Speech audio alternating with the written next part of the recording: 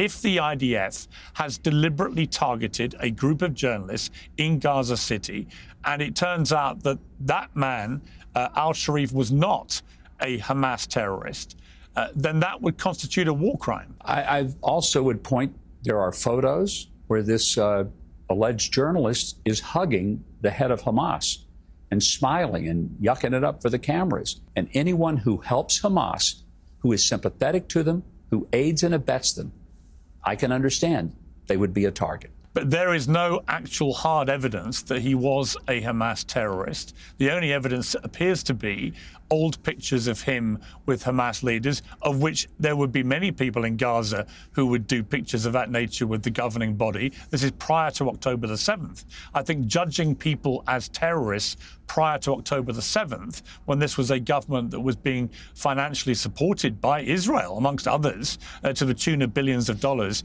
is pretty disingenuous. And the reason this has inflamed tension so much, both in Gaza and around the world, is twofold, Ambassador. One is that, as you know, foreign journalists have been banned from entering Gaza for the last 2 years, since October the 7th. But secondly, if it turns out this guy was not actually a Hamas terrorist, then what has happened here is that a group of journalists have been targeted deliberately in a war crime.